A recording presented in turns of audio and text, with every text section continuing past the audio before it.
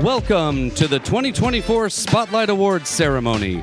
We invite you to share in honoring 5 phenomenal inductees joining the Spotlight class of 2024.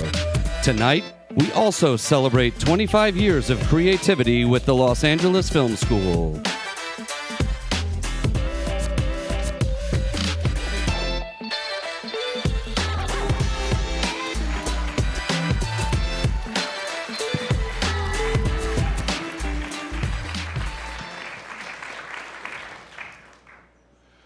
"25 years ago, September 8, 1999, we offered the first class here at the Los Angeles Film School. I had the honor and the privilege of teaching that first class. We had 13 students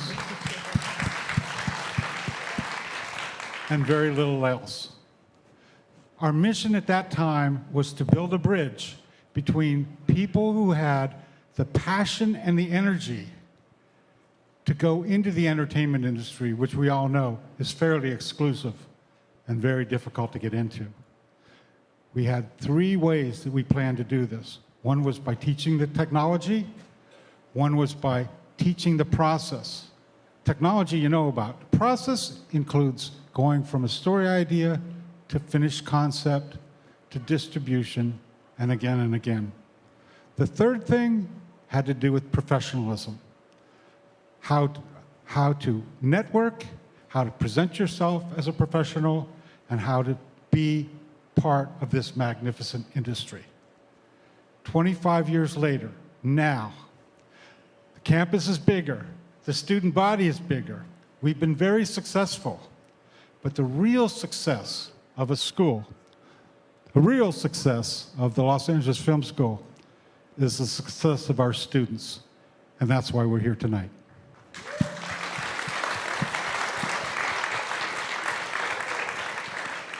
You know, when you make a decision to go after your dreams, it's both exciting yet terrifying, right? These incredible alumni started with a dream, with a passion, with a hunger to create. And I'm sure when you started school, I know I got the question quite often before students started school, what if I don't make it? My answer back was always, but what if you do? Right? I love the fact that these honorees are not only coming back home, because I know throughout the journey of your education, there was a lot of ups and downs, challenges and triumphs. But you have exceeded out there in the industry, excelled in your respective programs. And I'm sure that started with more no's than it did yeses. And I'm sure you were thinking even then, but what if I don't make it? But look at you now. You have not only excelled in your respective fields, but you continue to come back and dedicate your time and your knowledge and your experience to lift those that are behind you and following in your footsteps. Thank you. Thank you for all that you're doing. Thank you for returning home and helping those to climb.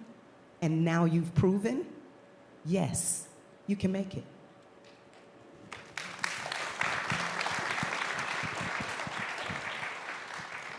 "25 years. In education, we have had award-winning faculty educate, mentor all of our students and alumni.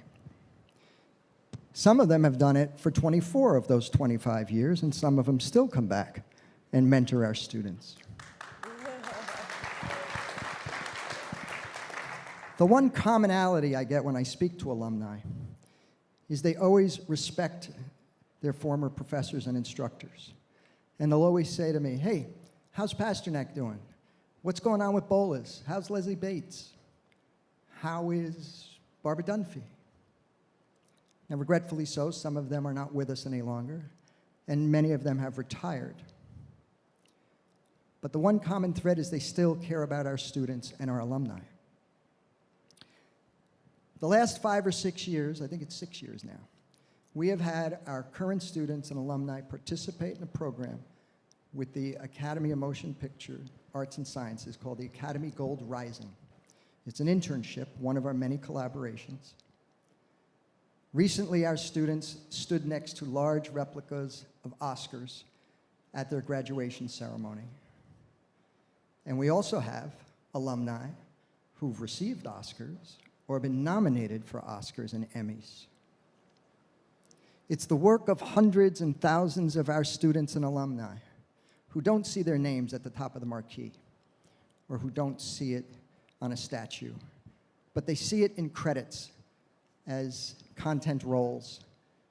They see their name alongside hundreds of other technicians and workers in the entertainment industry realizing their dreams. It's our staff, our administration, our faculty, our students, our alumni, who we are proud of and we celebrate today, tomorrow, and for the past 25 years.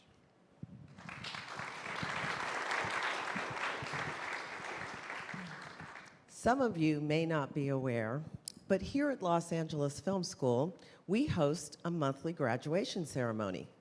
And I have the honor to welcome all of our students into the Alumni Association each month.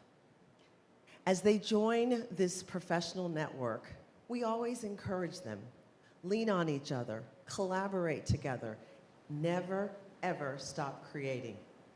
Today, we shine a light on 5 members of that alumni community: Mehrnaz, James, Josh, Peter, and Marlon. Yes, absolutely. It is with great gratitude that we say to you, thank you so much for choosing this institution to begin your creative journey. And most importantly, thank you for giving back and shining your bright light so the students that will follow you will shine as well. Congratulations.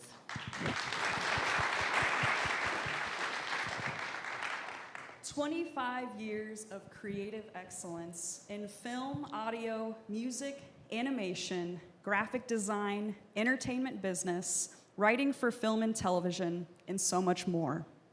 At the end of the show, 5 new inductees will be standing where we are now, representing the power education has in supporting creative voices and transforming the future of the entertainment industry.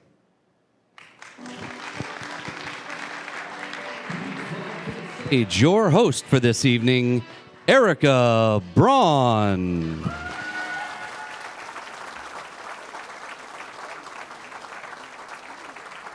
Welcome to the Spotlight Ceremony. Today, we are joined by our 5 amazing inductees and their friends and family to, of course, congratulate them on their journey and achievements, but to also hear their story and honor the dedication that they have to their craft, their generosity of time spent, and their spirit by lifting others. I'd like to extend a warm welcome to our sponsors and our vendors, and a big heartfelt gratitude by every single staff member that made this possible today. Thank you.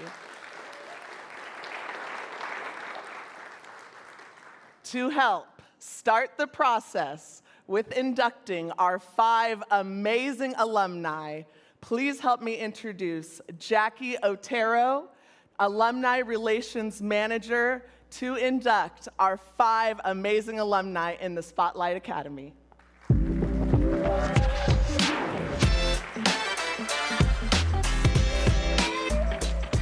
Thank you so much, Erica.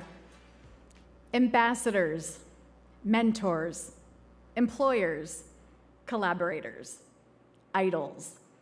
These are some of the words that come to my mind when I think about all of the impactful roles that our alumni play in this Los Angeles Film School and Recording School community. This alumni community includes 15,000 alumni across all 50 states and spanning 67 countries from Argentina to Zimbabwe. Collectively, our alumni have been credited on over 120 Oscar-winning films, over 500 Emmy-winning series, and over 575 total certifications of gold, platinum, and diamond records. Yeah, give it up for them. They are the best mentors that we could possibly offer to our current students because they know exactly what it feels like to walk into class here on day one and that feeling of accomplishment when they cross the stage on graduation day. They bring job opportunities to our recent grads. They hire them on their film crews. They give them apprenticeships at their studios, and they give them editing jobs when they're working on a project. They find each other out in the industry, and they combine forces to collaborate and share their skill sets with each other. And finally, they serve as beacons of inspiration to our entire community here, not just by sharing their successes, but by also being there for each other during their challenges and lifting each other up. They are our idols, who we as staff and faculty look to as the reason for why we work in education in the first place, and who the students look to when imagining their future careers. This is the embodiment of the alumni community, and I cannot wait for you all to meet the 5 incredible alumni that we're inducting here tonight. And so it is my great honor and pleasure to present the class of the 2024 Spotlight Academy inductees. So let's get it started with our first inductee, Josh Gitersonke.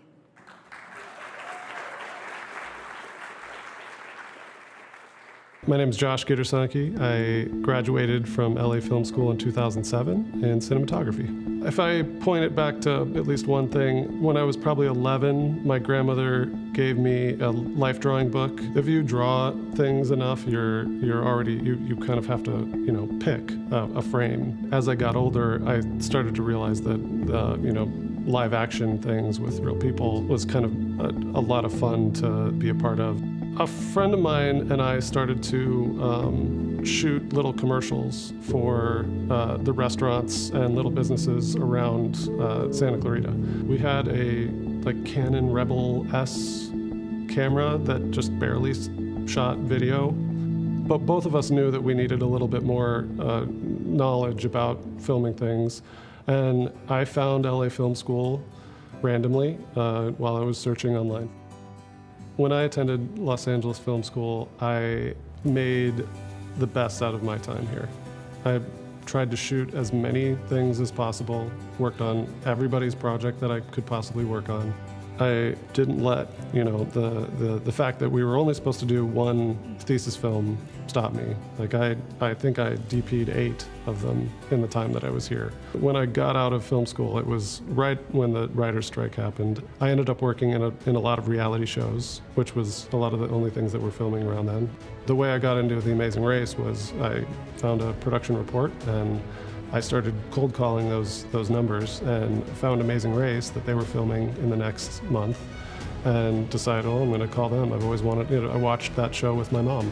I was like, well, it was really nice talking to you. You seem like you're perfect for the show, but there's no positions available, so good luck. About 2 weeks later, I got a phone call from the DP who also told me that he wasn't going to help me get on the show. So I better figure out how to do it myself. He called me and said, I have a job for you. I started out as a camera operator on that show and ended up being the director of photography of it. Now, when working on The Amazing Race, you're making everything work. If you don't shoot it, it didn't happen. It's a fully multifaceted job that is first a lot of fun, and I always say it's the most fun thing you can do with a camera on your shoulder. I think if anybody's still in school and wants to work on The Amazing Race, first, start running. Be really good at on-the-fly capturing beautiful angles of things. You have to work well with other people and, let your team go and let the other person shoot your team and you shoot their team. If you want to be in the area of adventure cinematography, you're already going to be somebody that's in love with nature. In the end, you're gonna have to be okay with the difficult, sweaty, unfun portions of the job and fight through all that stuff to find your vision. I got nominated for I don't know how many Emmys, over the course of many years. I think it's 11. So winning an Emmy was just a huge cherry on top. As you're running around the world, capturing the things that you're capturing, you end up kind of thinking it's an amazing life to live.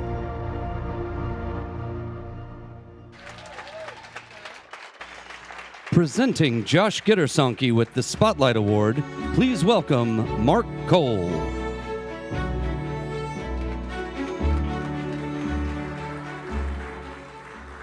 Well, thanks for having me. This is quite an honor. Thanks, Josh, for picking me to give you this award. Little bit of my background is I've been in this business for quite some time, since the early 80s, and I've developed a skill of kind of doing the jobs that no one else can do.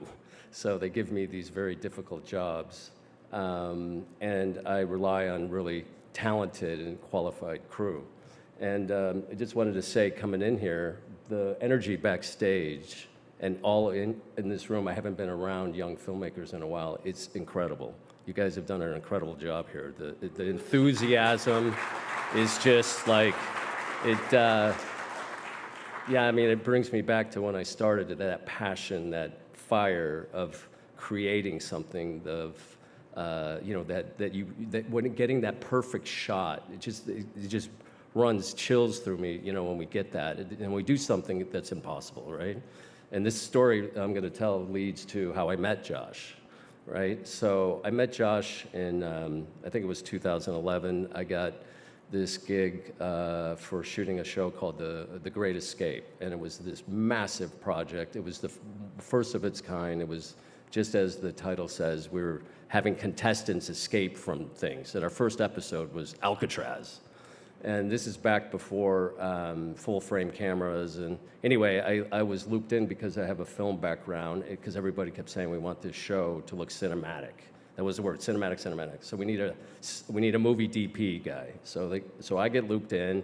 I merge in with the Amazing Race folks, and I have to kind of create this whole new show. And so, you know, I had my camera guys, but I also had to, you know, loop in the Amazing Race guys, because it was a competition show. People running, escaping from things. So we're there the first day. I've been lighting up Alcatraz, I think, for 2 weeks at night, and you know.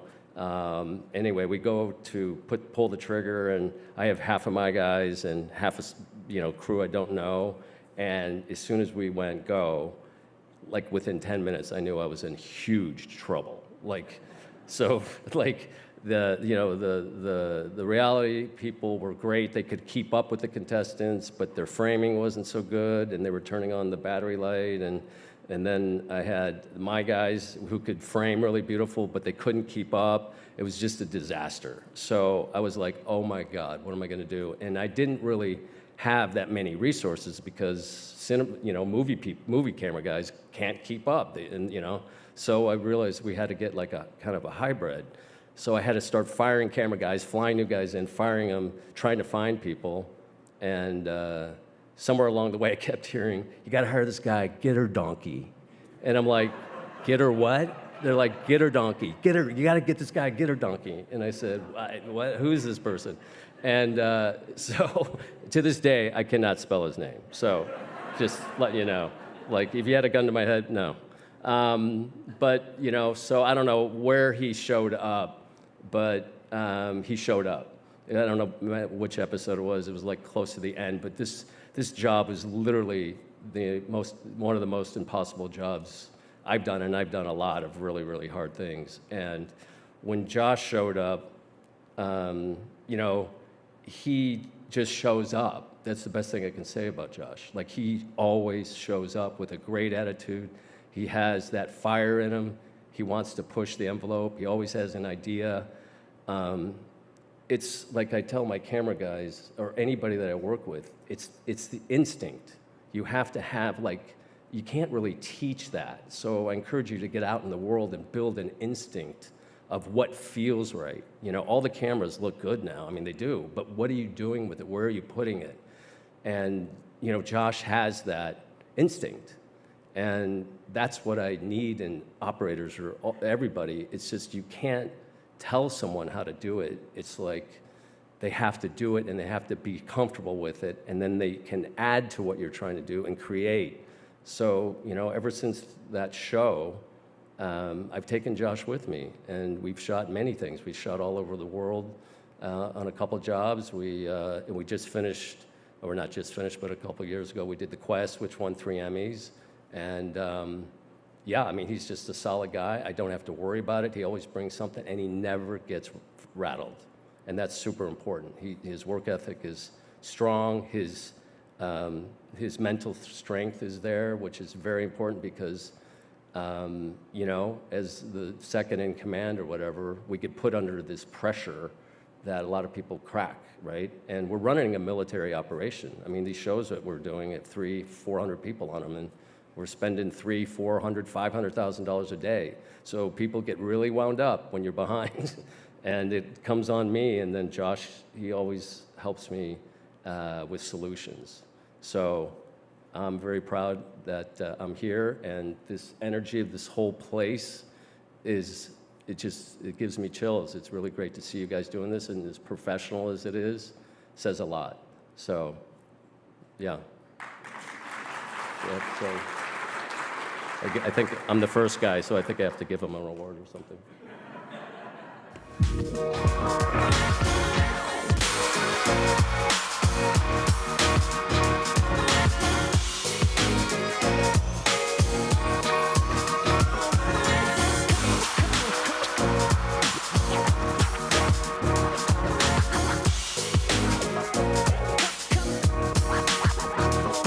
I guess I'm supposed to, So, well, it's an honor as a team member to give you this award, and thanks, buddy, for helping me out so much. Yeah. Thank you. Thank you. Oh. Well, that's hard to follow. First, Mark, I want to express my deepest gratitude for you coming here to give me this award. You know, you're an inspiring cinematographer, and every day on set with you has been like a new adventure and something I've learned something new every time. I'm thankful for your influence on my career and just me as a human being. You have been amazing. Second, I'd love to thank LA Film for this award.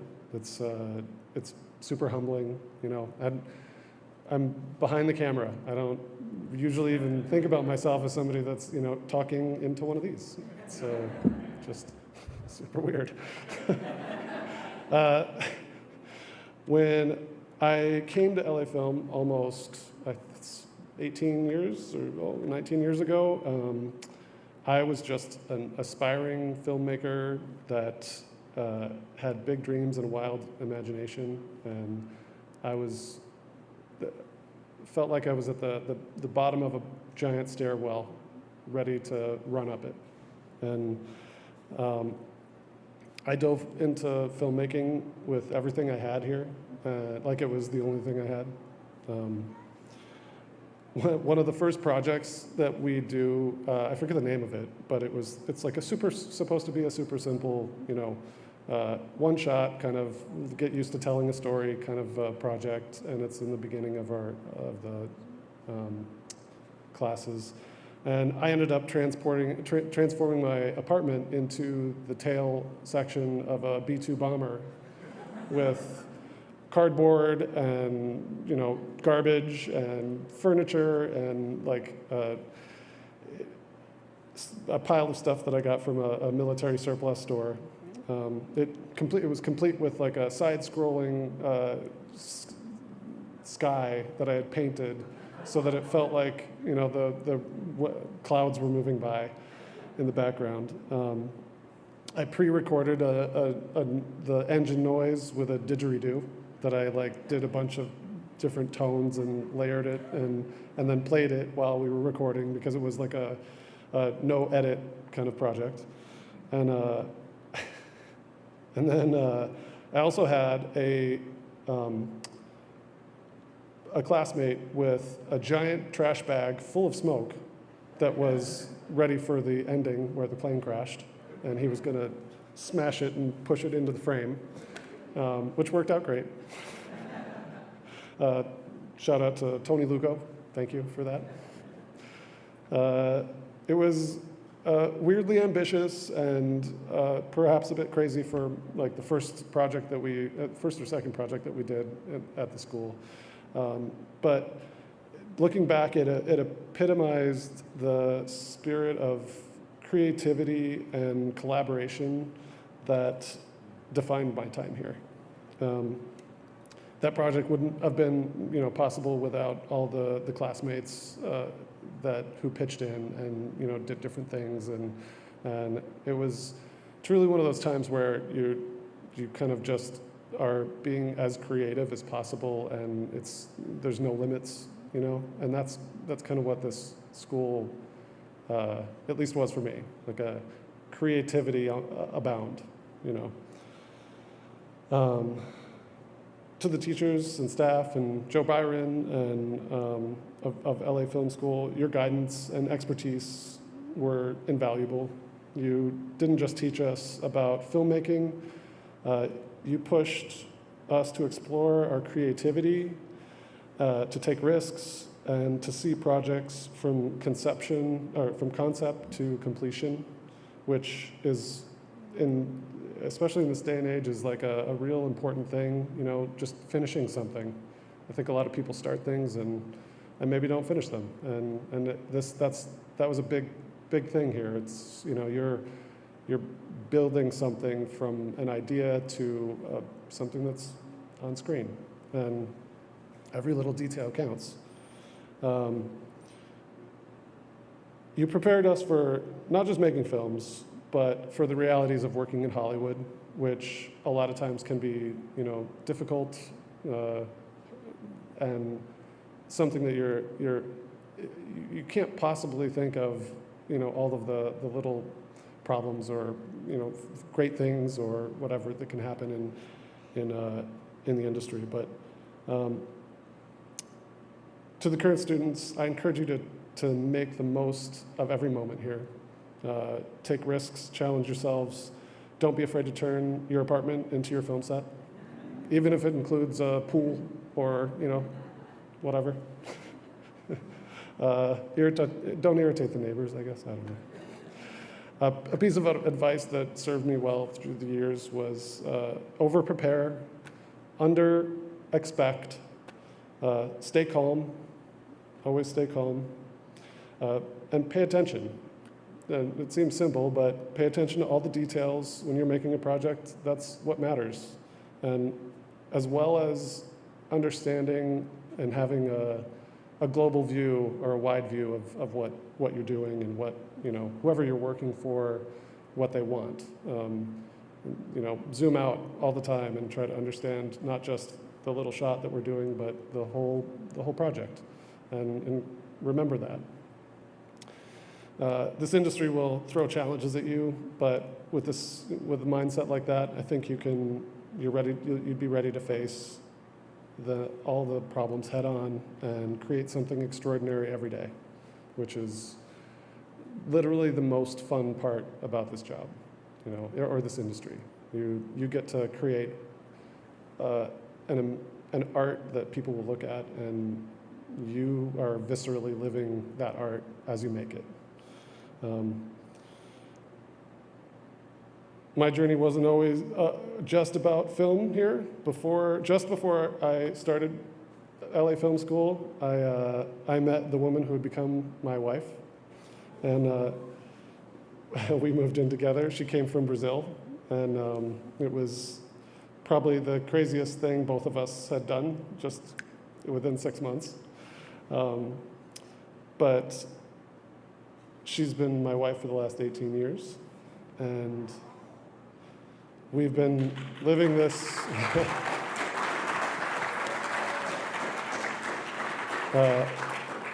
adventure of life together. Your support has been just the most important thing. And ci amo, obrigado por tudo. I also want to thank my mom. Who supported me through all my crazy years of wanting to do different things and just the craziness of life. And I love her so much I don't have words for it.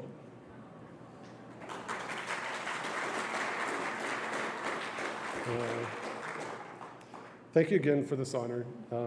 The Los Angeles Film School was a real turning point, I think, in my life, where I had spent many years trying to figure out what I wanted to do and then decided to come here. And it solidified every creative bone in my body and like put me on a trajectory towards doing something that I love as a job. And I'm excited to see that this school has grown and, you know, the next generation of filmmakers are still going crazy. Long live human-created art. Thank you.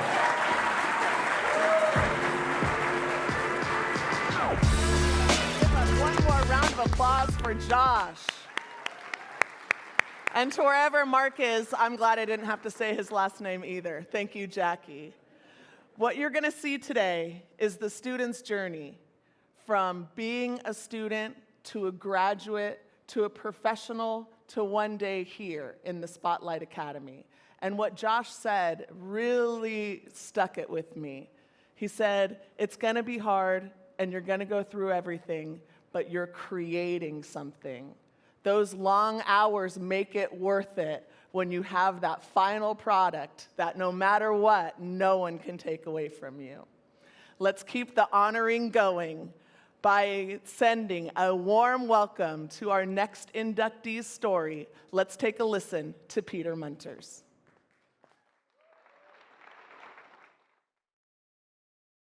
Hi, my name's Peter Munters. I'm an audio professional. I work as a dialogue mixer and sound designer here in Hollywood. For me, it all begins with music. My grandparents were both musicians in pre-World War II Latvia. My grandmother was an opera soprano, and my grandfather was a concert cellist. So I think from very early on, I was susceptible to the magic of performance and the magic of connecting with others through music. The first musical endeavors that my friends and I found were very much like our secret club, our rebellion against fitting into the community of high school. And my best buddy, Nick Bailey, came to watch us rehearse. And he was so inspired by that rehearsal that he started the Over It band with his classmates. The bass player, singer of Over It became grounded, and they asked if I could step in even temporarily. And we started writing music in that configuration and eventually got signed. The label that would sign us and court us into taking our punk rock rebellion to the next level was a label called Lobster Records in Santa Barbara, who basically said, we'll do anything you all need, but you have to drop out of school. None of our parents were particularly happy about this choice, but we all felt great about it. That was the group of buddies that eventually made our way out here to the West Coast to relocate and take a swing at the rock and roll thing. I became really innocently curious about well, what if we do this weird thing with this microphone at band practice? We only have 4. We did a lot of healthy and albeit terrible sounding experimentation. Before I ever realized it was a possibility, tempered my mentality for becoming a recording engineer, for becoming an audio engineer. Everything that you can know is already out there in the world. It's like the template is just waiting for you to look for it. My radar to the LA Recording School, in the interim between bands, started to get these opportunities to work as a recording engineer on audiobooks and various other things. And I was entirely self-taught, just Googling what I could. I just really wanted the opportunity to make sure I knew what I was doing if I was going to take more of this recording work and really hone my skills and get some actual mentorship. The instructor who kind of pushed me into the world of film and TV and animation, Andrew Ng, lo and behold, he got me my first gig. And the first time I was nominated for an Emmy for my participation in an animated series, he was there on the bill as well. Andrew basically reached out to me and said, if I send you for an internship, are you gonna blow it? Just right on the nose, bullseye aim. And I said, I will do my best not to. The internship was for the studio where I continued to do a lot of work. It's called Atlas Oceanic Sound and Picture in Burbank. It was an all fronts internship, front of house, operations, recording. My internship turned into a gig about 6 months after taking it. That was like about 10 years ago. I think my proudest accomplishment as a dialogue mixer is coming into the Disney Junior reboot of Muppet Babies that was released in 2018. I recorded the bulk of the series and did all the dialogue editorial for all of the series, as well as all of the song recording for the series. A project that struck very close to my heart because of the familiarity to me and the justice that I felt like was being done to that franchise. Harley Quinn, Warner Brothers Discovery. Mr. Peabody and Sherman Show, that's a Netflix. Adventures of Puss in Boots, also Netflix. Close Enough, TBS, HBO Max, that's one of my all-time favorites. Regular Show, Adventure Time, a whole library's worth of Batman features. Because I've been nominated for a whole slew of Emmys and Motion Picture Sound Editor Golden Reel Awards.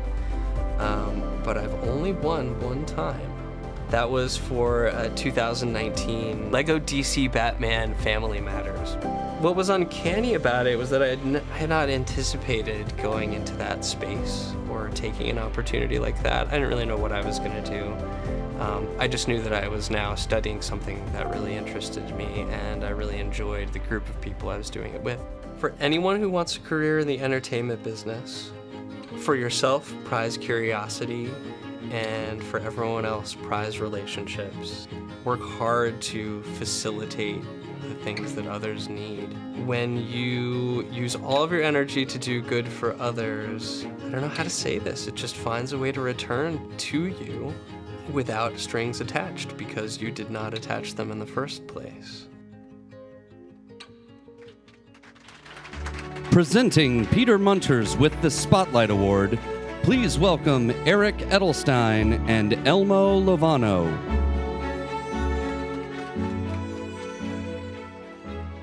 So happy to be here tonight.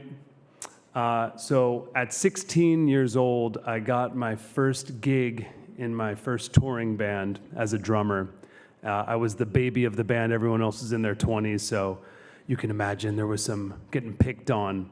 And one of our first tours, I was so excited because we got to open for this band called Over It. And I had already found Over It and was a fan of them. And so we got to the venue and we played. It was a great show. We played at a skate park in Ventura. And then I watched Over It play, and the first thing I thought was, the singer is so handsome. There's not that many handsome people in punk rock. And that handsome man was Peter Munters. and Over It was so great. They were so unique. They were melodic and had real songs, and in punk rock that wasn't always the case, and it was only something that Peter could really do. And then I got to meet him that night, and he was the nicest, sweetest, most amazing guy in the world, as he still is today. And I was lucky enough to tour with Peter over those years, multiple different tours. We even did the sweatiest tour in the world, the Warped Tour. And 15 years later, we ended up moving in together in the Hollywood Hills with a house full of creative guys, as happens here. And it was at that point where we're like, maybe we should become adults and get real jobs, and not just always do music. And so, but we wanted to stay in music. So at that point, Peter joined LA Film School, and I started my company, Jam Card, still in the music industry. And 10 years later, all is good. My company's thriving, and Peter's doing so well that he's getting an award. I love you, Peter. You are the man. You're the sweetest guy in the world. You're one of the most talented dudes I've ever met, and I'm happy to be here with you tonight to celebrate you. But first, Eric Edelstein. Thank you, Frank. Hi, it is an honor to be here for Peter, one of the great humans in our business. He is an incredible musician. I just yesterday found one of his newer songs, and it was incredible. But it's fascinating how Peter went from music to film and TV. So he brought his passion and technique from the music world to Los Angeles Film School. And his dad had dreamed of him getting a higher education degree, and Peter realized he could do this, and it was a whole new world of artistic creativity and joy in audio production and sound. So after graduating, he started working on a bunch of productions, and he went straight up the charts. So he has been nominated for 5 MPSEs, and he won their Golden Reel. Big time, big time. In preparing this speech, I asked him how many Emmys he was nominated for, and he could not tell me. I had to Google it. And if I were nominated for an Emmy, I would have it tattooed on my forehead. So, Peter, your glorious humility is another reason we all sit in awe of you. Peter is a joy in our industry because of the soul, talent, and passion of a brilliant musician that he brings to every recording session for animation that I've done with him. I met him doing cartoons. I believe it was in there as Daddy Shark, a show that the songs may annoy you, but your kids and grandkids love them. And the check has cleared. So, he is the eyes, ears, heart, and soul you want on the other side of the glass when you're bringing these characters to life, especially for me being new to singing. Thank you, auto-tune. Boy, I'll do takes and be like, I don't think I got it. You got it. I'm like, no, I didn't, but thank you. So work is just always so much more fun and productive with Peter in the room. When you see him smiling and nodding his head, it's like Rick Rubin in a music studio. You know you're headed to the right place, and we're all class clowns and hams and just want more of that, so it activates us like a gremlin after midnight. Peter is a giver of dreams. He's constantly looking to connect people and make dreams come true, which he did for me. Very briefly, I promise, I have 2 heroes in this life, Neil Young and Shohei Ohtani. I got a call from Peter saying, hey, I just had a really weird audition come across my desk. It's that baseball player you're always posting about on your Instagram. Well, Peter had me audition to play the voice of Babe Ruth in a commercial with my hero Shohei, and after about 2 weeks of sending Babe Ruth impressions, watching YouTube videos, I now am in a Japanese tire commercial with my hero, Shohei Ohtani, which is my 3 Emmys. Peter, we stand in awe of you every day. You are perennially radiating joy, searching for the sound, and always going further. And it is our great honor to present you, Peter Munters, with this Spotlight Award. Get up here, Peter. Peter, this is heavy. It's a weapon. It's wonderful. Come get it.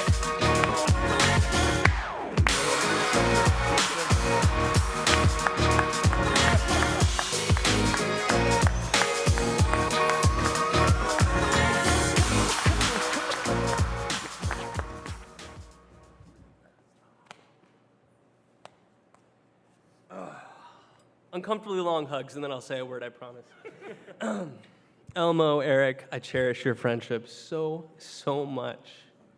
You guys are so inspiring. Elmo, you make me wish I was a drummer, even though I'll never be. And Eric, thank you so much for bringing the spirit of joy and lightheartedness and magic to the record room, where things can get a little tense when people don't know what they want and they're nervous to hit a deadline. And we just want to create. It's so helpful to just bring a smile and be ready to play. Oh, man. I tried to write a speech for tonight. I really, really did. I couldn't find a place to begin. And I think it's because the gratitude I feel toward this place is honestly immeasurable. I found myself here not because of a maybe. It was because of a no. And I did not necessarily want to be a rebel, but when my dad heard that my chosen vocation in this life would begin with joining a punk rock band, he said no. So I rolled out to LA, and with my buddies, we decided to take on the world, and we met a lot of adversity, and we were heaped on with insecurities, going through the major label system and living the horror stories that so many people hear about being in a band and wanting so much to be a rock star. I still do, and I feel like one tonight, so thank you. Thank you.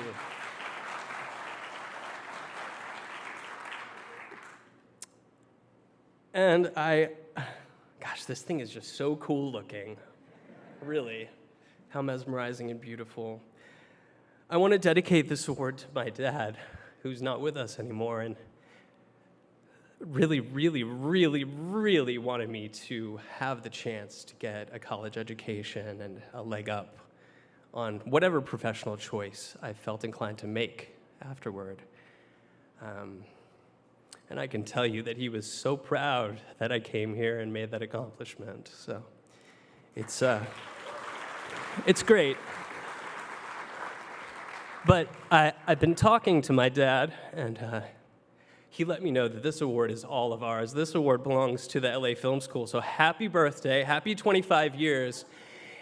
And here's to many more. I hope that a century from now, even if my name is not remembered, that the spark that I feel flowing through my heart from receiving this award and being held by this institution and being allowed to come here and have a safe place to land when things were so tumultuous that doubt almost sent me home.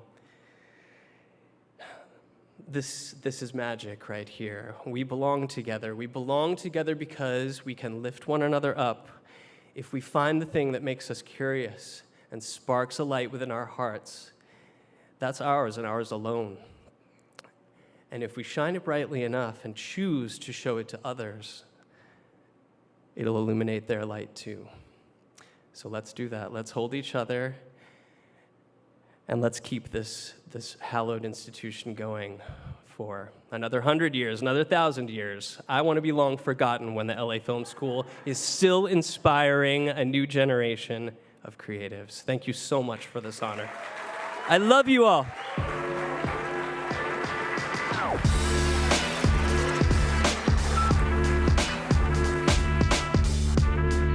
Congratulations, Peter, our very own rock star.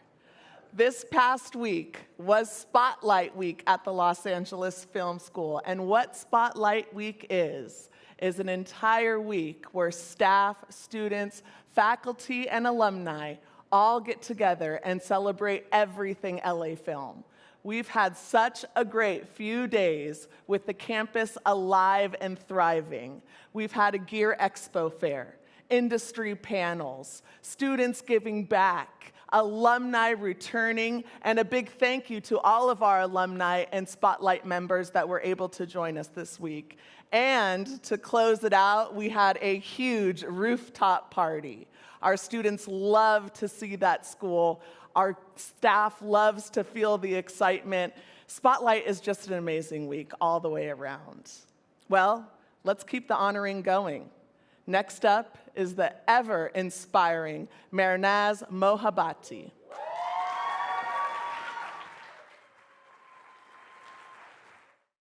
When I was a child, there was a war between Iran and Iraq, and my only escape word was when I was listening to the audiobooks and I was watching movies or animations. And that stick with me, and I always think if I can help even a single kid in this world to go to their mind and live a better life and forget about the war, I did my job. I was born in Tehran, the capital of Iran, and I'm from the family of 5. My sister, she starts bringing in artistic movies. That helps me to get to know art more and more. I was one of the first ladies who wanted to do sound engineering, and we didn't have a school at the time, so I ended up going to some of our famous engineers at the time for live sound. I talked to them and they were like, even one of them laughed at my face and said, a woman can't do that. Yeah, I believe accepting no because of the society is not the route you can go, especially if you want to be in art. Around that time, we had a concert that the sound engineer got my attention and started learning from him, Armin Karbov, who is a great engineer himself. He's genius. I ended up working with our most famous musicians, and I had the chance and opportunity to know them and work with them and get their trust. And also, I think that was inspiring for other women who are doing sound engineering right now back home. I inspired to come to Los Angeles. When I watched WALL-E, I got to know Ben Bert, who is a great sound designer. And that was always in my mind that I want to get to that magic word. After I came here to LA, I started with the music, but the route was through the hip-hop music, and I wasn't understanding that genre that much. So I decided to start doing movies. Yeah, during my time at the Los Angeles Film School, I met a lot of people and a lot of instructors who were interested in helping us. I remember Brian Wallace. He was such a true inspiration, you know. I remember in one of his classes, he brought a balloon and he asked us to sound design the scene he provided for us with that balloon, only that balloon, and the mic on our laptops. And he said you can use any kind of plugins, any kind of processor you want, but don't use any other sounds. And I remember how excited I was working on that and seeing how much we can do with just a balloon. When the school was done, for a year I was looking for a job. Me being an immigrant and being in an older age, I couldn't become an intern easily.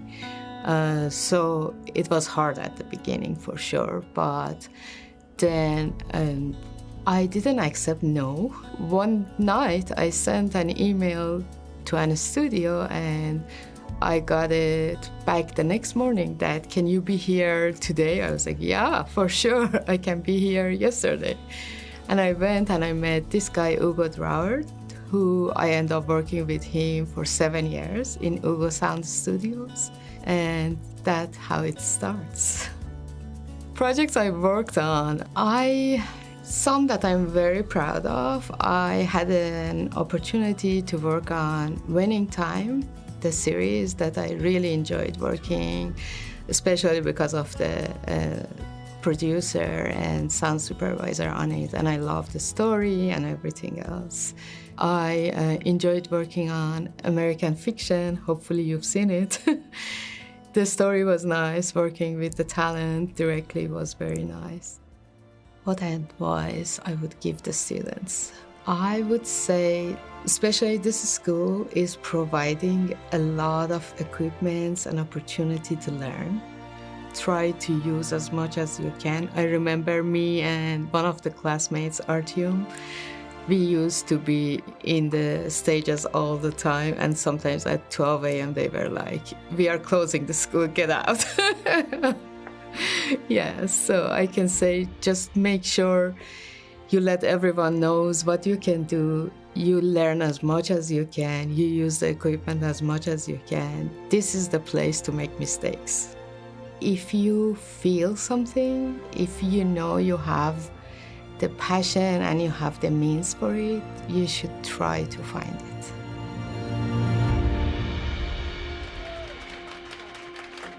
And now a message from Val Kuklavsky, presenting Mehrnaz Mohabati with the Spotlight Award.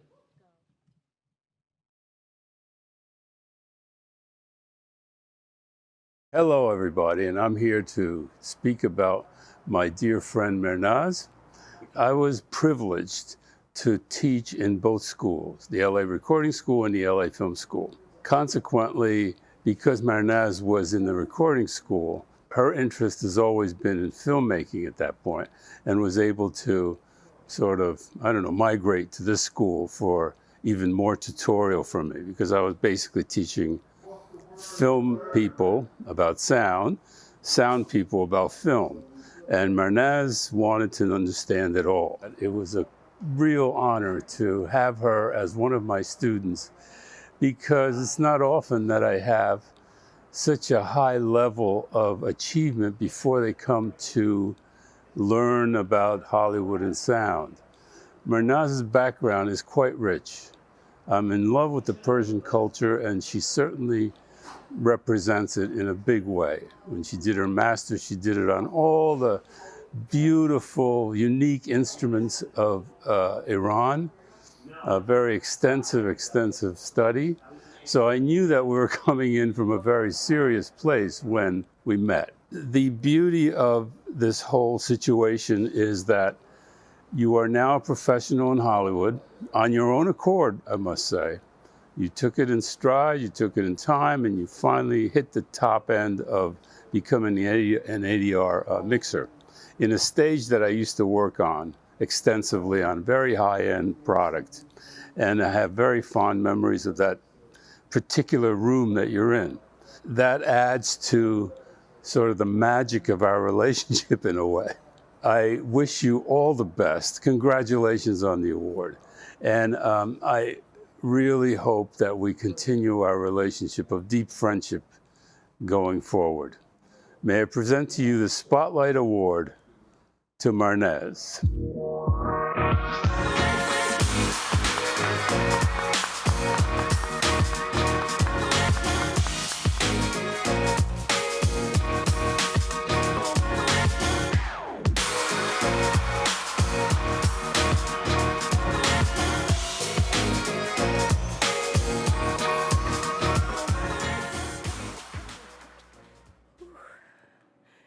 Man, I was thinking it's hard to be in front of the crowd and speak in the, in English, which is my second language or third. And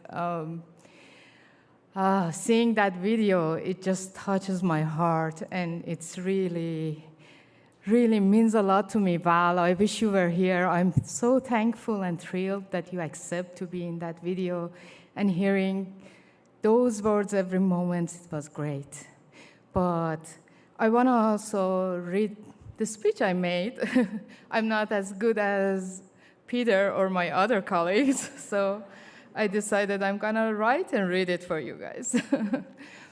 I'm truly honored and delighted to be here tonight. Los Angeles Film School, congratulations on your 25th anniversary. I am so happy that I decided to join you guys. Meeting Yasin tonight was great for me. She was the first person who helped me here to start my way in. And you all know, one by one, you helped me to find my way and my career, not only in the industry, but in the US. Coming here with my husband and not having anyone else except you guys was the great events in my life. And also, I want to say thank you for this recognition and celebration. I appreciate you all and all your hard works. And I want to dedicate this beautiful trophy to my parents, and Mariam and Mahi are my siblings who are far away from us, but their heart is here, and they're thinking about me and all of this tonight.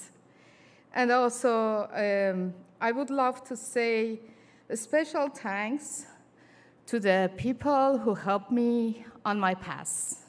Val Koklovsky, who you met through the video, Christopher Welch, James Coburn, who was one of the instructors here who helped me a lot, and Ugo Drauer, John Warren, and last but not least, the love of my life, Armin Karbov, who is here, and he's been supporting me every second. Thank you. Love you. Dost daram. Finally, thanks to my friends and colleagues who are here today to celebrate this moment with me. Thank you all.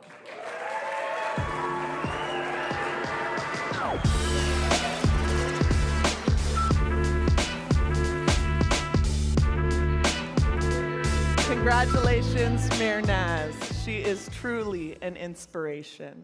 For those of you that don't know, this is the 25th anniversary for the Los Angeles Film School. And as you could imagine, this means the world to us. I want to share some messages from our active alumni community. Take a listen.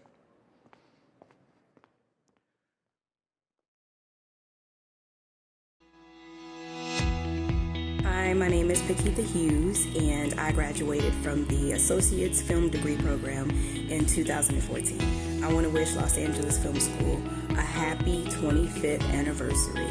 And one of the best experiences I had was when I was featured on the Film School Fridays podcast with Kevin Smith. I want to wish LA Film School a happy 25th anniversary. One accomplishment that I'm most proud of since attending LA Film School is charting on Billboard as an artist producer over 10 times. One of the best parts of my experience was being able to be my true self. Happy 25th anniversary. I love you guys. I rock with you guys. Happy anniversary. Los Angeles Film School, felicidades en tu 25º aniversario. Todo lo mejor.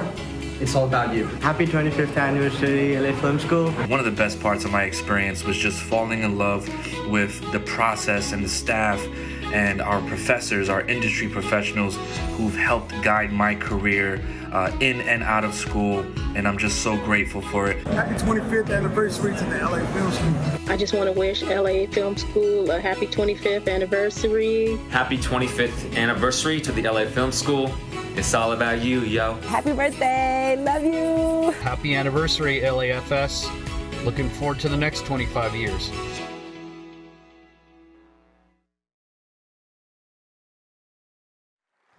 I just love to see all the faces of our alumni and some of the members of our Spotlight Academy doing amazing things in the industry, reaching out to their futures in the entertainment industry and beyond.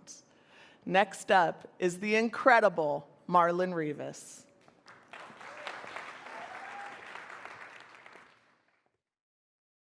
I served in the U.S. Army. I served for 5 years. I went to Afghanistan twice.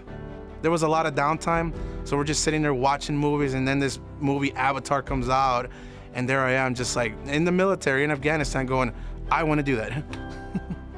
I'm a visual effects artist. I have over 9 years of experience working as a compositor and a visualization artist in the industry.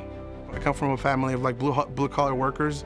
You know, my mother, she worked hotel housekeeping, and my father was a construction worker, so it was just me and them. I had a lot of friends that weren't really too aspirational because of, I guess, you know, the social setting that we lived in. When I got out of the military, I knew I had all this opportunity to actually do something with myself to get an education. So I thought to myself, okay, I want to do something cool. You know, I want to do something fun. I remember, the LA Film School, because I used to pass in front here all the time when I was in high school on my way to Amoeba to go listen to the free music upstairs. Oh, look, there's the LA Film School. That looks cool, that looks nice, that looks fun. And finally, when I got out, I said to myself, LA Film School. I met a lot of great people, a lot of awesome instructors. The one that comes to mind is Joffrey Black. Like, that man works so diligent with me. He always gave me the best advice. Some of my other instructors that I remember, Brian Bosson, you know, that man could teach you some 3D. Dan, he was my animation teacher, but he was also my character rigging teacher.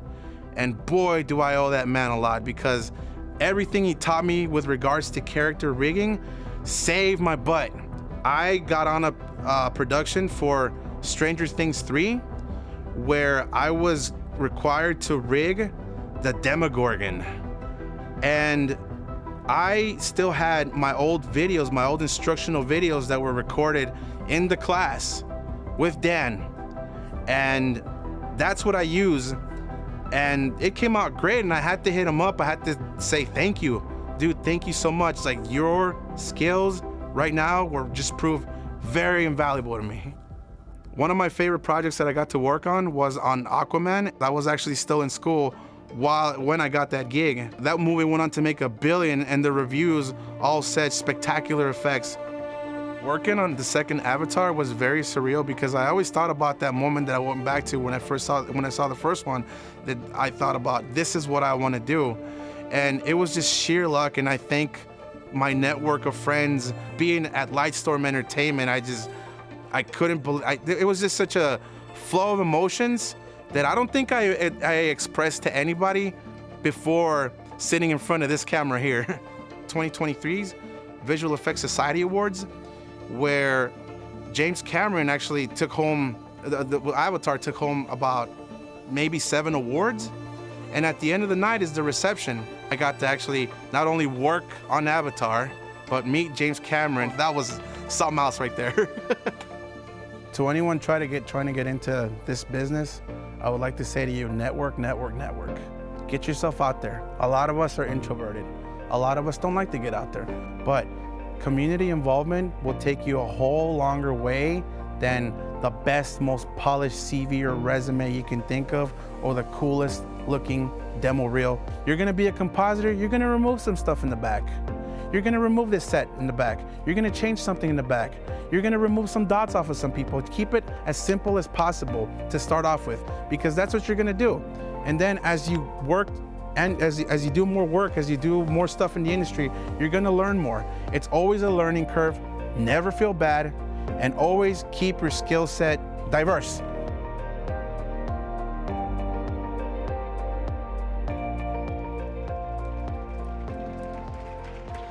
Presenting Marlon Rivas with the Spotlight Award, please welcome Rob Rolls.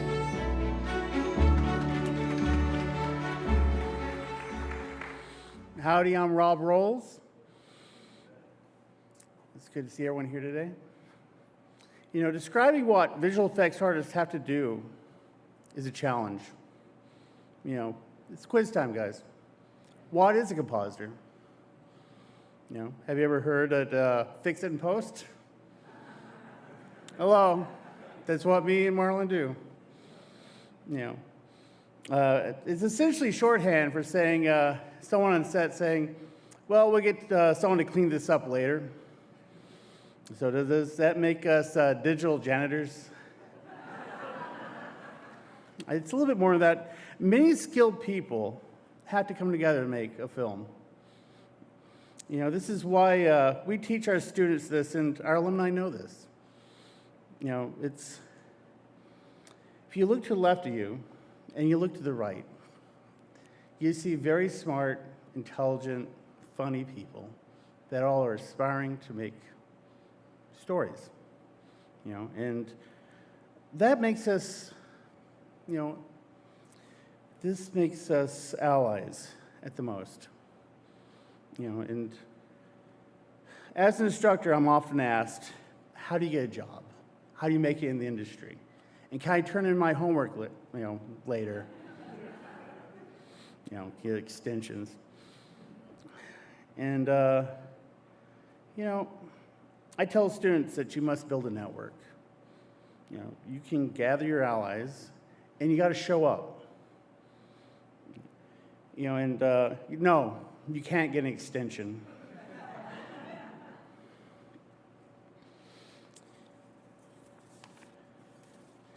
Tonight, we honor an alumnus, a fantastic artist, you know, a family man, and a veteran, Marlon Rivas. You know, it's great to have had him in classes, and we teach that time is the most valuable thing that we have in our lives. And to find out that also lending your time and volunteering is one of the best ways to network and to grow as an artist. You know, and he took these words to heart. He worked hard in his classes. He even started taking his own time and volunteering for the Visual Effects Society. The Visual Effects Society is a society that, you know, helps continue with education the growth of visual effects artists. You know, I went to a VS event with Marlon was volunteering that day, and I saw a beautiful social butterfly that day. It was amazing. You know, Marlon was working the room like a Hollywood starlet. I mean, it was like watching Jennifer Lewis or Emma Watson, you know, just working in the room, you know, all rolled into one. He had to have known almost all the members there, and they all knew him. I've never been so proud and a little jealous of that day. You know, he's an excellent example of hard work and perseverance. You know, collect your allies, show up, and excel. With great honor, I'd like to welcome to the stage Marlon Rivas.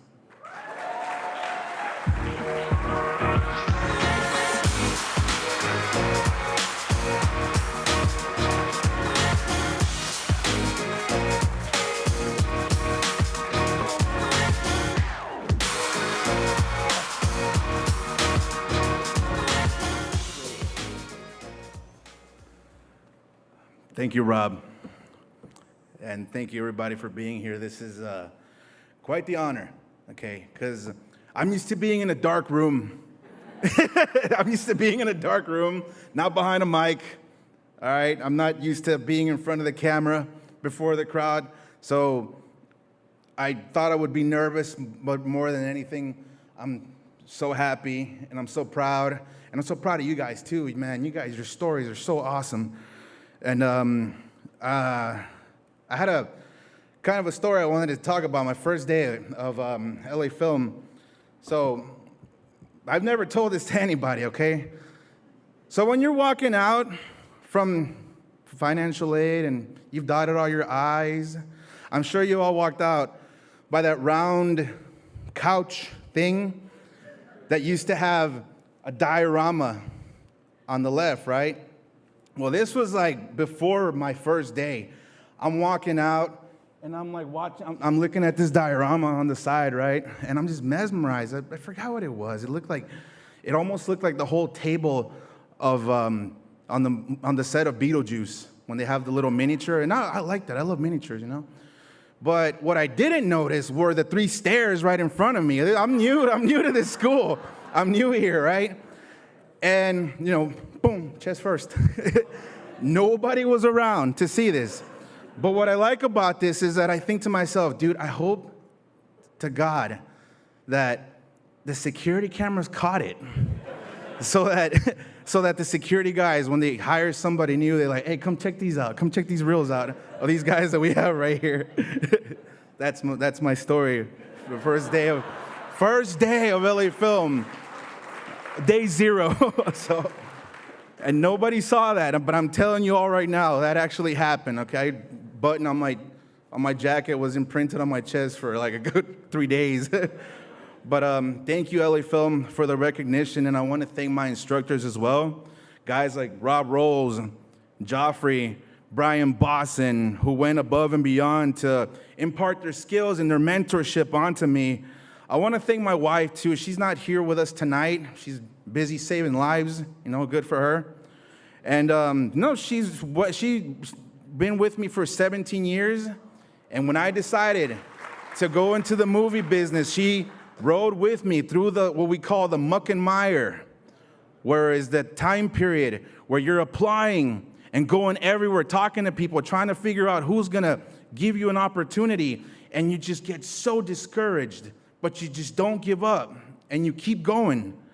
And I wish to thank also God above for moving things in the world the way he did, so that a Salvadorian immigrant like myself could come home from war and have a place for his name up in the movie screen.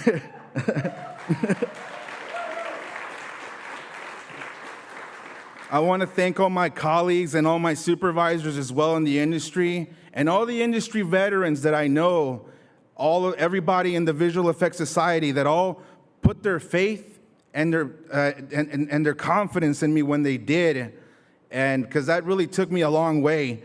And I hope hopefully you guys are watching, but I also hope that I don't let you down and that I didn't let you down when you did place your confidence in me.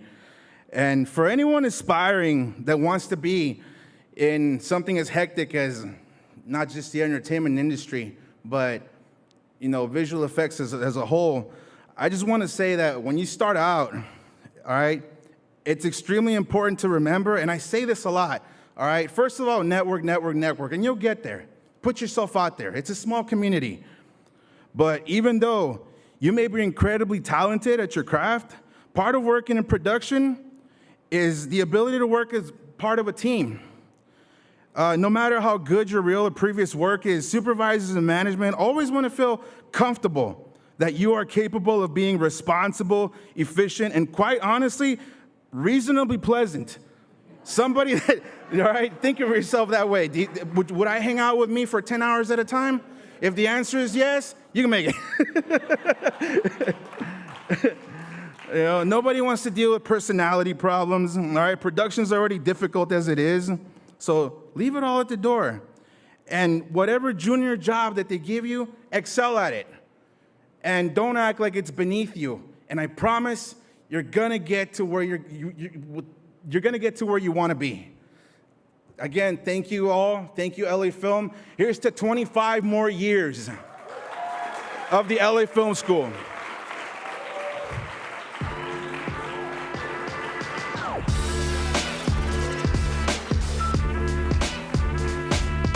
Congratulations, Marlon. Doesn't he have the best outlook on life? I just could sit there and hear him talk about anything. He is so positive and inspiring. Well, everyone, it comes to that time of the night, our final inductee. But before we get to him, we've had a great batch, have we not? It really goes to show, no matter where you're from or who you are, with the right tools, anything is possible. Our final inductee of the evening is James Cotton, and when you take a listen to his story, you're going to know exactly why he's part of the entertainment industry.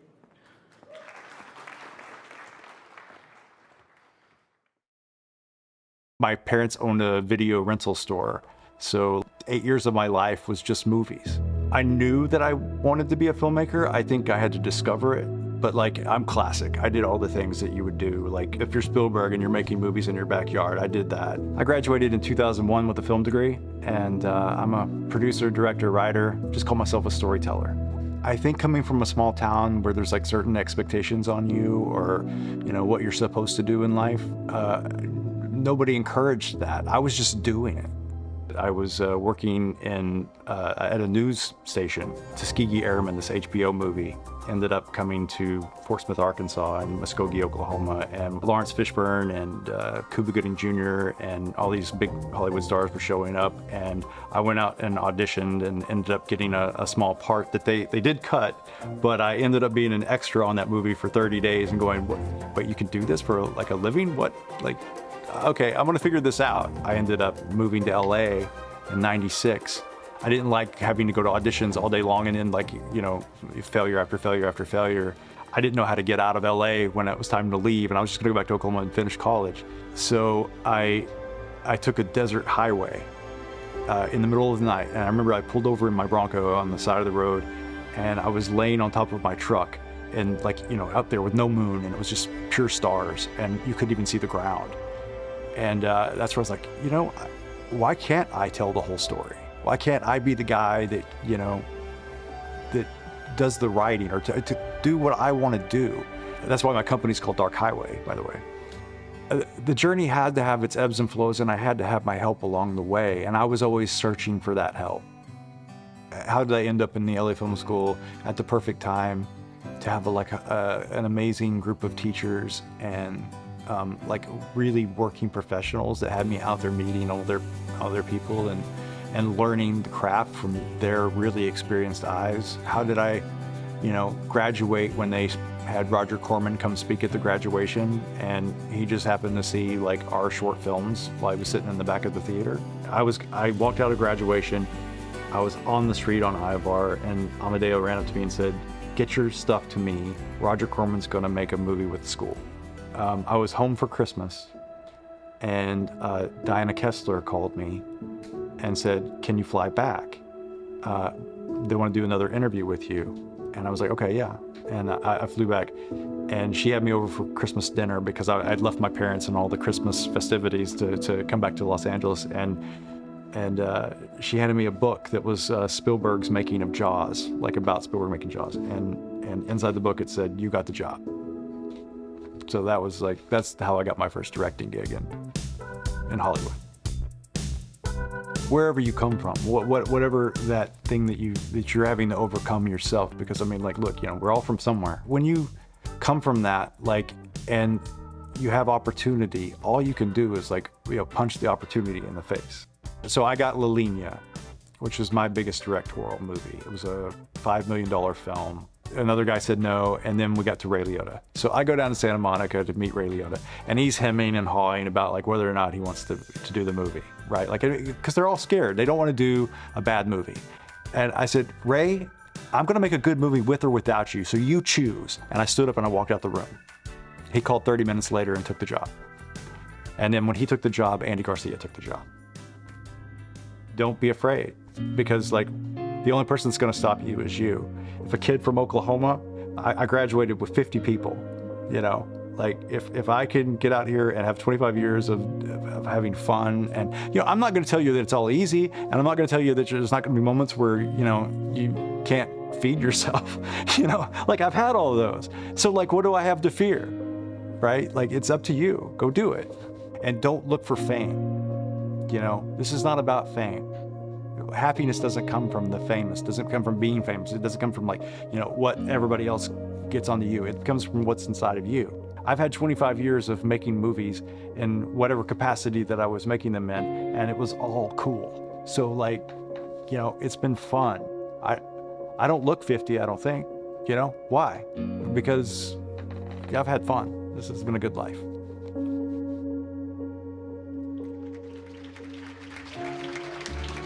Presenting James Cotton with the Spotlight Award, please welcome Tristan Ty.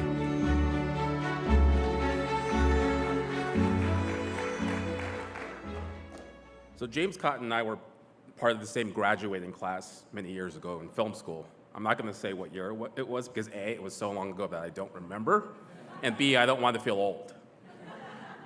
But I still remember the first day of school here quite vividly. I remember everyone was like a bundle of nerves, anxiety, and excitement. And that first day when I met James, I was immediately impressed by his natural Southern charms mixed in with his already fully formed, outsized ambitions. And I knew I would get along with him when he talked about his independent wrestling days in Oklahoma, where he once got DDT'd in the ring by the legendary Jake the Snake Roberts. I remember I thought, oh my God, this guy could kick my ass. I better stay on his good side. Now, stepping back near the campus once again in this neighborhood is sort of like a portal through time. You immediately notice all the changes over the years. You know, unlike all the restaurants that are around now, back when James and I were here as poor students, our options were more limited. Usually we ate either at this hole-in-the-wall barbecue restaurant called Houston's down the street, or grabbed tacos over at Sharky's on Cahuenga, or the Jack in the Box. All of these places are long gone. But besides that, what else has changed? Well, the long trajectory of James's career. Right after graduation, James quickly achieved success. As you saw in the video package, he got his first big shot as a director on the movie Demon Slayer for the legendary Roger Corman, which I had the honor of working on with James. After that, he would go on to direct a string of movies: Sugar Creek, the award-winning Western Painted Woman, and La Linea, where he got to work with the likes of Andy Garcia, Ray Liotta, and Machete himself, Danny Trejo. Some of these films you can stream on Tubi, by the way, just to give him a shameless plug. He's also had an extensive career as a visual effects producer, helping put together movies like Pitch Perfect and Captain Fantastic. Now, despite all his success, he's still the charming and driven young man from Oklahoma ready to take on the world. And we're going to continue to see that as his career continues to unfold before our very eyes. So with that said, congratulations on the LA Film School Spotlight Award, James, but leave some space on your mantle, because I'm sure there's going to be many more awards to come. And it's my honor to present James Cotton with the Spotlight Award.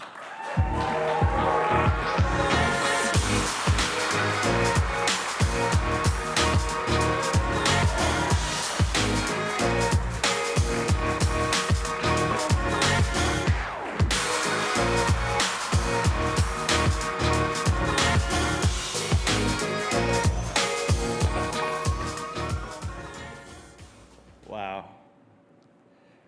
You know, yesterday I was working on this movie, and then there was a big visual effect thing that needed to happen, and it was a late, long night, and about midnight I was like, you know what, I need to write a speech.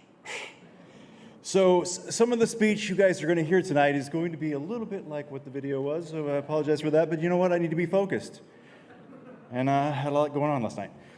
So thank you guys. Thank you for coming out. Thank my family for being here. Thank you to the Los Angeles Film School, Tammy, Jackie, Cecilia, Tim, and everyone who had anything to do with me getting this honor. Not many people get recognized for their lifetime of hard work, all preparing for the opportunities and taking these opportunities, but this place made me. Every break I got, every chance taken on me, or the ones that I took. My first chance I got because I chose this school. Right time, right place. My baby's crying. Beautiful chaos. To be a part of the Spotlight class, and congratulations to all the other inductees. I'm hearing your stories is really, truly amazing, and I'm really proud to be part of this class.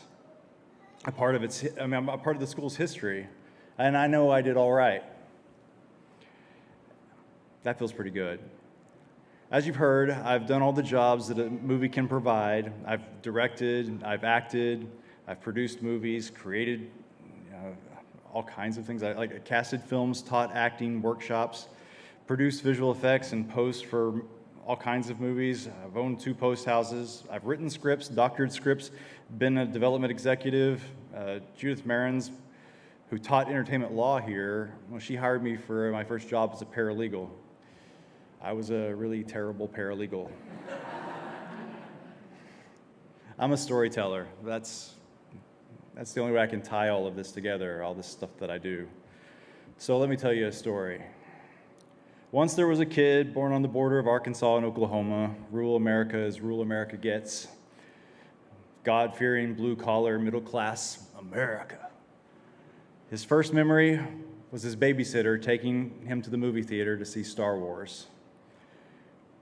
I was only 3, but he remembers the red of the Death Star control panels, the golden droid, the princess with the blue and white trash can. Thank you, Carol, for taking me to the movies. Life wasn't perfect. Nobody's is. When the world around him was sad or hurtful, he could always retreat to a galaxy far, far away. That was the spark. And it was cool to hear Peter talk about the spark tonight.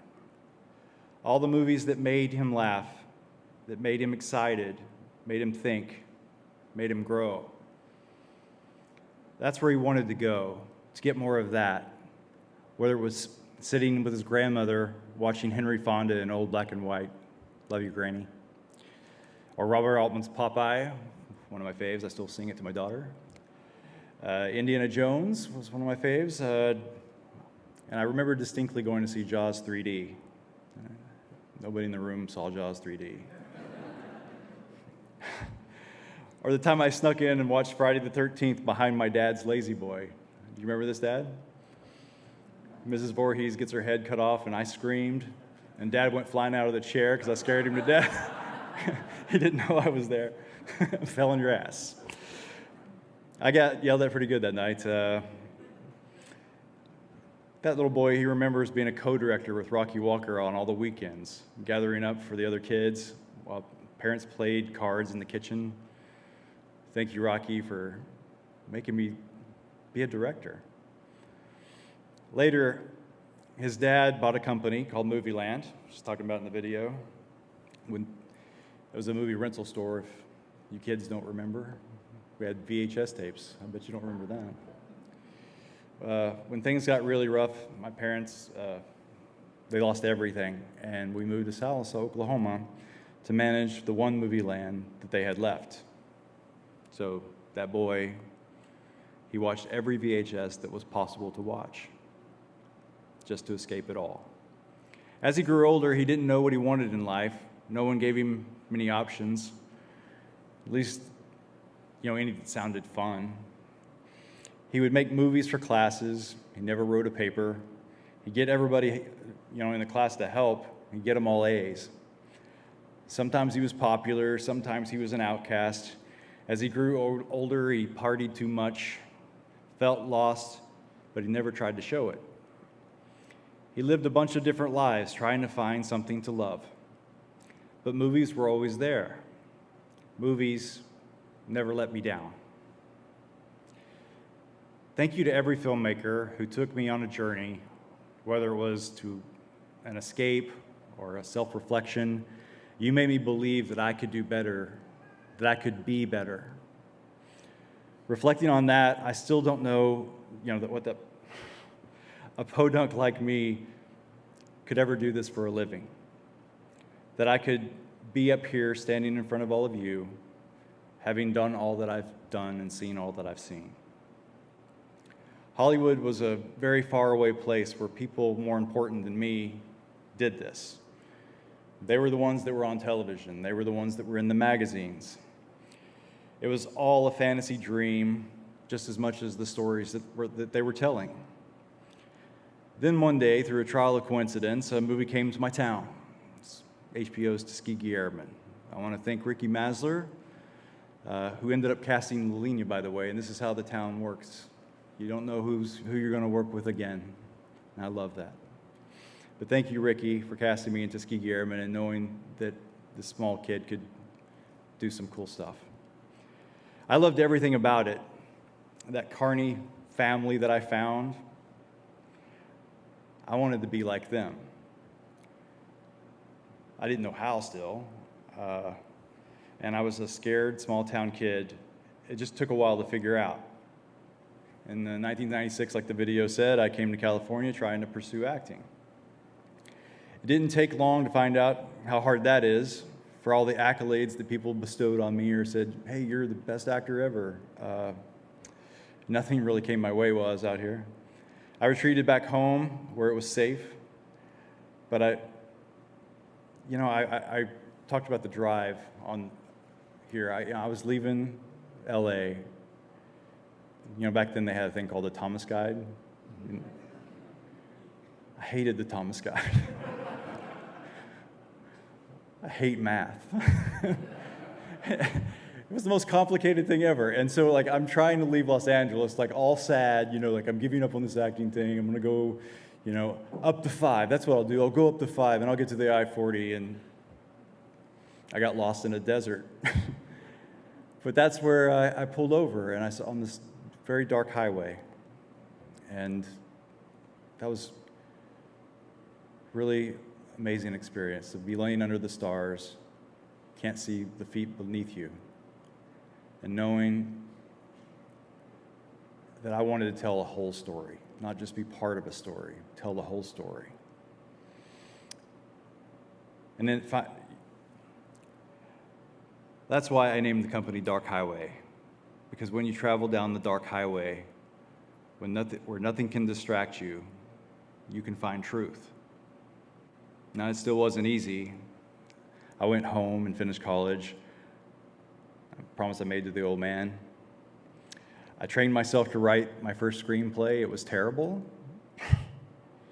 I eventually took out a loan and went to London, to the London International Film School. After my first 6 months, my mom was diagnosed with cancer, which was very scary at the time.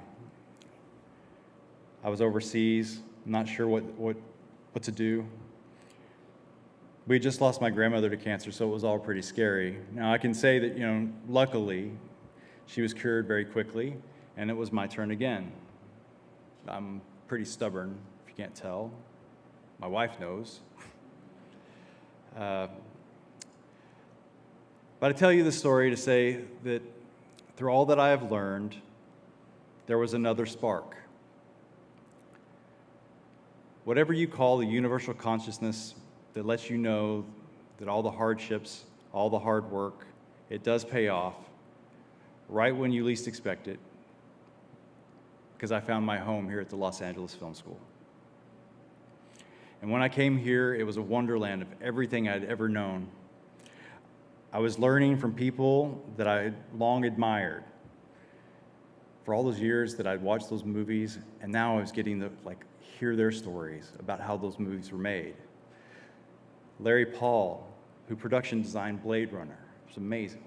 Don Cameron, who edited Easy Rider. Brandon and I got to work with David Klein, who's now shooting Star Wars, but back then he was Kevin Smith's guy. He did all Kevin Smith's movies. Rex Metz, back to Jaws. My favorite movie was the underwater photographer on Jaws. I know I worked hard to prove myself to the faculty. I know it was them that pushed me to get better, to be ready when my opportunity presented itself. And it did sooner than I thought. Thank you to all the faculty who poured into me. I was ready when the school invited Roger Corman, the famous Roger Corman, who I grew up on watching Battle Beyond the Stars, Piranha, James Cameron's Piranha 2, The Spawning. Yes. So glad you guys saw that. Or Ron Howard's Death Race. The man who wrote a book entitled How I Made 1,000 Movies and Never Lost a Dime. And he was going to make a movie with the school. And then he chose me. I know I have more people than Roger to thank for that, but so thank you, Joe Byron, for always believing in me, pushing me. I know it was you. I know it was Danielle Suiza. I know it was Amadeo Diadamo who told Roger that I was the guy. I'll be forever indebted to you. I know it was, also I need to thank Paul and Diana Kessler. They owned the film school back then. I'll never forget them inviting me over for that Christmas dinner that I talked about before, magically giving me a book on the making of Jaws. And that first page, it said, "You got the job." That was one of the biggest days of my life. Thank you, Roger Corman, for picking me. You made me. You completed my journey and started a new one all in that same day. I really need to say this. Roger Corman is a gift to the history of Hollywood. He was a wonderful mentor, and I think he deserves so much more praise than he gets. Rest in peace, Roger. I love you. Besides my wife and daughter, getting married, having a kid, getting that job was the most important day of my life. Because not only had I finally caught my dream, but really my dream, the dream I didn't know I could do, that making movies had finally caught me. I know it's hard to wrap up 25 years into a speech. Thank you to my partner, my best friend, my most important story, my wife, Molly Cotton. I love you.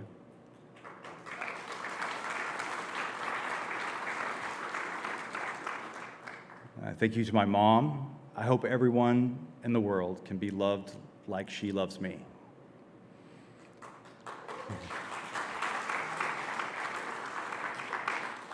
Thank you, Dad, for always guiding me and showing me that what hard work and rebuilding yourself is all about.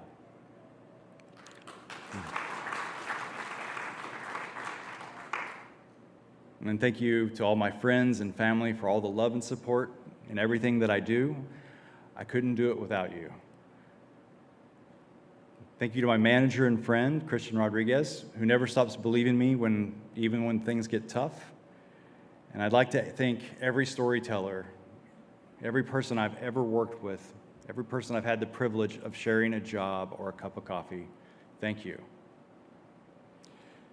This whole lifetime achievement and being a Spotlight inductee, I've been doing this for over 28 years.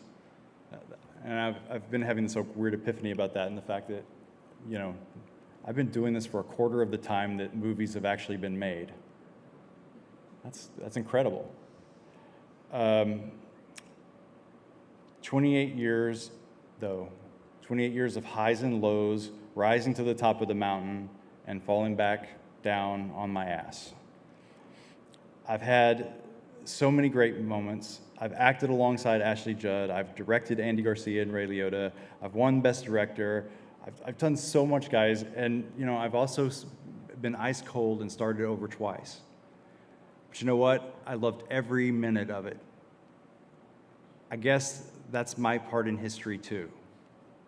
Despite all the odds, that little kid from Middle America, the borderlands of Oklahoma, made his mark.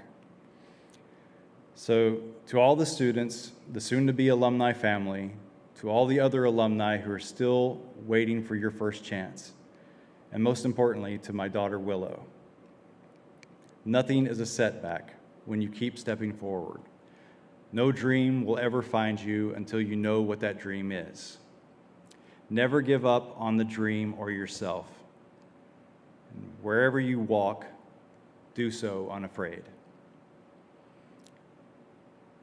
If I, this small town kid who loves Star Wars, can do this, anyone can.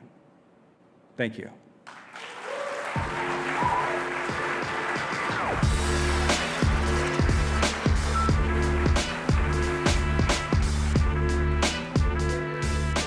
Congratulations, James. What I love about James, and anybody that knows James knows he loves every aspect of production.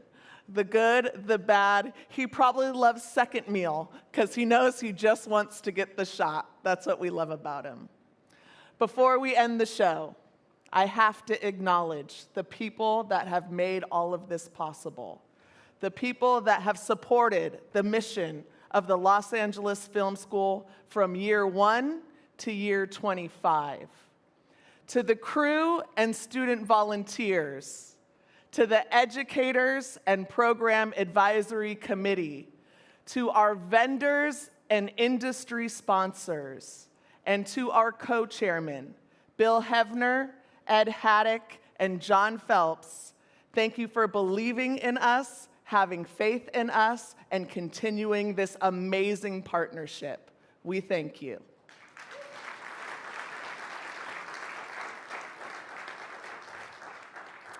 There is one person who embodies all of the heart and love of the Los Angeles Film School.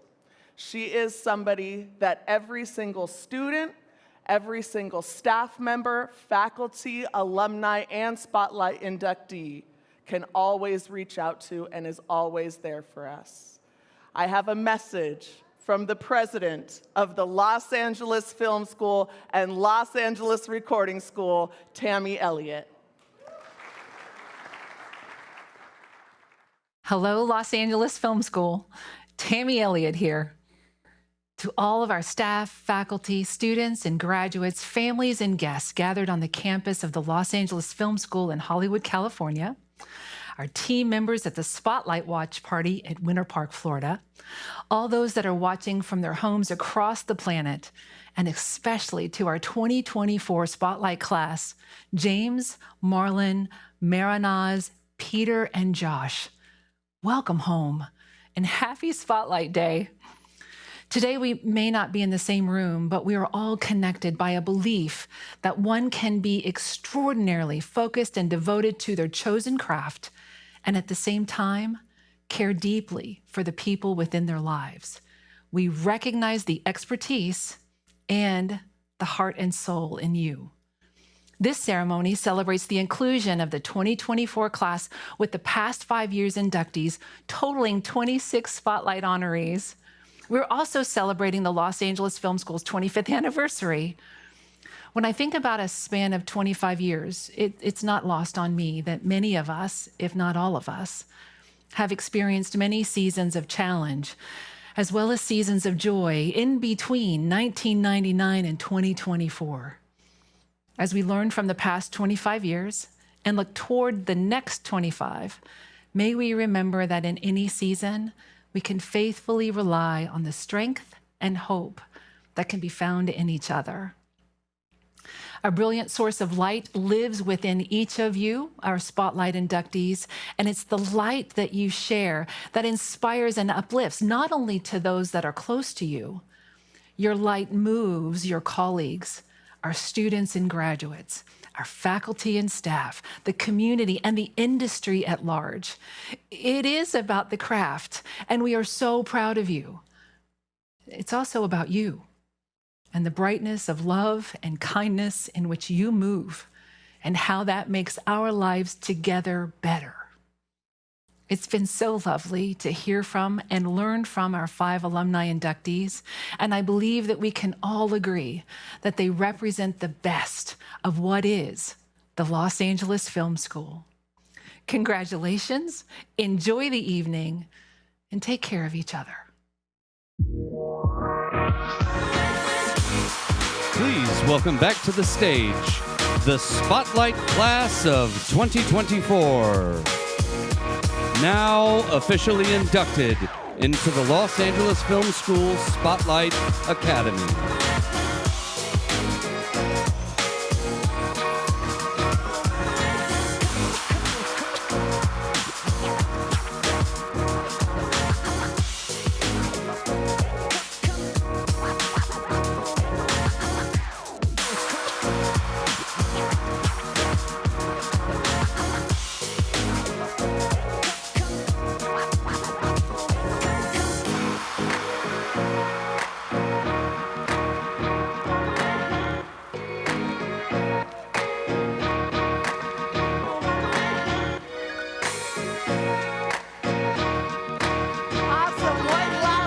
Applause for our 2024 class!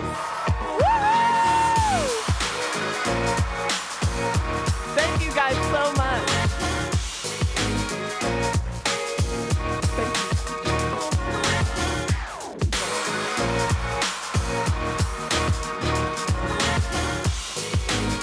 What a show we've had. As I reflect on each of them, I have Josh to thank to always be creative. I have Peter to thank to always evolve in your craft. I have Mehrnaz to thank that you can do anything. I have Marlon to thank to always have the best outlook. And I have James to thank to love it all. Now, when you go back to your everyday lives and to everything that you love, I want you to remember this moment.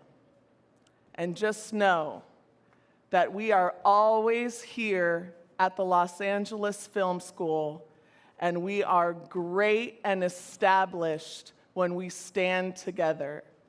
Over the last 25 years, we have seen growth and improvement, new technology, new programs.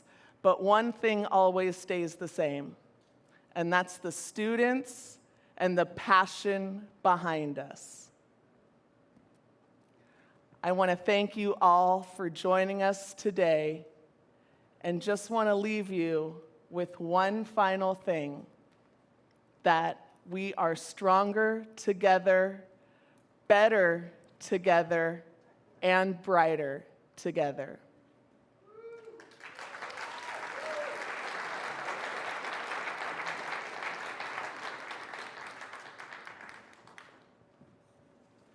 Now please, put your hands together for Playing for Change.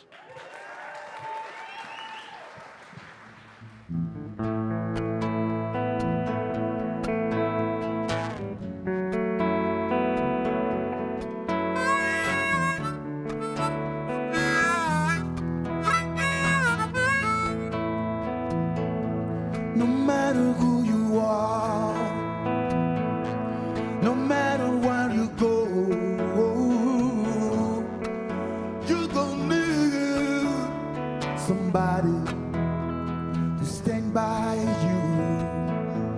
No matter how much money you got, all the friends you got, you're gonna need somebody to stand by you.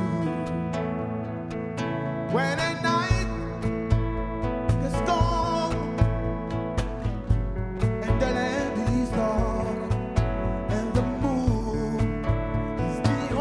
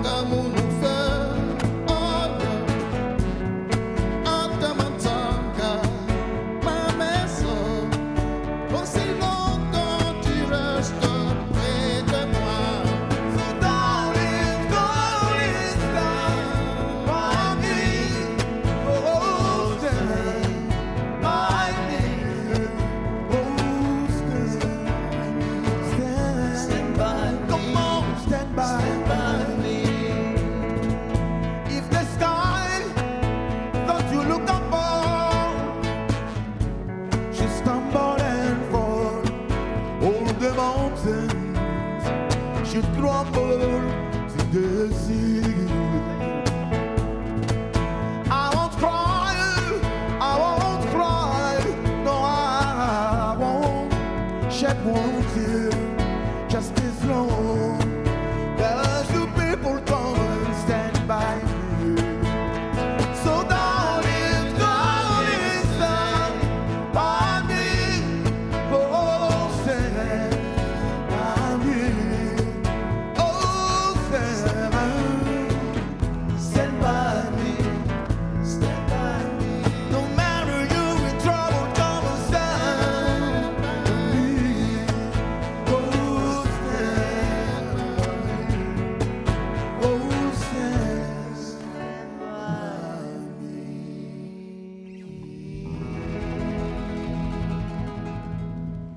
stand by.